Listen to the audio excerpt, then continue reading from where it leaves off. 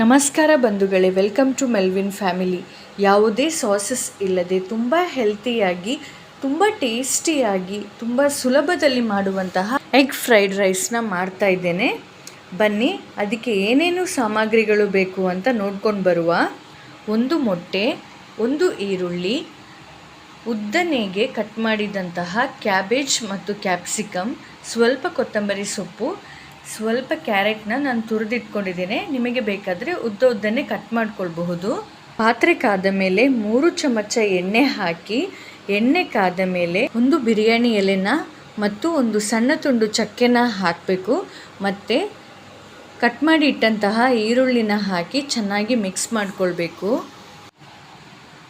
ಈರುಳ್ಳಿ ಬೆಂದ ಮೇಲೆ ಶುಂಠಿ ಬೆಳ್ಳುಳ್ಳಿ ಪೇಸ್ಟ್ನ ಹಾಕಿ ಅದರ ಹಸಿ ವಾಸನೆ ಹೋಗುವ ತನಕನೂ ಚೆನ್ನಾಗಿ ಮಿಕ್ಸ್ ಮಾಡಿಕೊಳ್ಬೇಕು.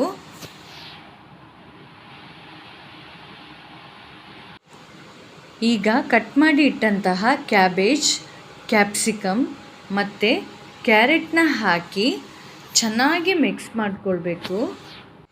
ಮಿಕ್ಸ್ ಮಾಡಿದ ಮೇಲೆ 2 ನಿಮಿಷ ಬೇಯಲಿಕ್ಕಿಡಬೇಕು.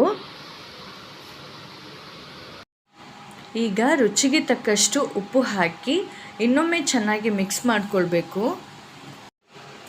ಇನ್ನೂ 1 ನಿಮಿಷ ಇದನ್ನು ಚೆನ್ನಾಗಿ ಬೇಯಿಸ್ಕೊಳ್ಬೇಕು. ಈಗ 1 ನಿಮಿಷ ಆದ ಮೇಲೆ ಇನ್ನೊಮ್ಮೆ ಚೆನ್ನಾಗಿ ಮಿಕ್ಸ್ ಮಾಡಿಕೊಂಡು ಈ ತರಕಾರಿಯನ್ನು ಇದೇ ಪಾತ್ರೆಯಲ್ಲಿ ಬದಿಗೆ ಇಟ್ಕೊಳ್ಬೇಕು. ಈಗ ನಾನು ಆಲ್ರೆಡಿ ಮೊಟ್ಟೆನ ಇನ್ನೊಂದು ಪಾತ್ರೆಯಲ್ಲಿ ಚೆನ್ನಾಗಿ ಬೀಟ್ ಮಾಡಿ ತಗೊಂಡಿದ್ದೇನೆ. ಈಗ ಅದೇ ಪಾತ್ರೆಯಲ್ಲಿ ಆ ಮೊಟ್ಟೆಯನ್ನು ಹಾಕಿ ಚೆನ್ನಾಗಿ ಮಿಕ್ಸ್ ಮಾಡಿಕೊಳ್ಬೇಕು. ನೋಡಿ, ಈಗ ಈ ಮೊಟ್ಟೆ ಚೆನ್ನಾಗಿ ಫ್ರೈ ಆಗಿ ರೆಡಿಯಾಗಿದೆ. ಈಗ ಈ ಮೊಟ್ಟೆಯನ್ನು ಈ ತರಕಾರಿಯನ್ನು ಸೇರಿಸಿ ಚೆನ್ನಾಗಿ ಮಿಕ್ಸ್ ಮಾಡಿಕೊಳ್ಬೇಕು. ನೋಡಿ, ಈಗ ಮಿಕ್ಸ್ ಮಾಡಿದ ಮೇಲೆ ಹೇಗೆ ಉಂಟು. ಈಗ ಇದಕ್ಕೆ ಅರ್ಧ ಚಮಚ ಗರಂ ಮಸಾಲೆ, 1 ಚಮಚ ಚಿಕನ್ ಮಸಾಲೆ ಪೌಡರ್ನ ನಾನು ಹಾಕ್ಕೊಳ್ತಾ ಇದ್ದೇನೆ.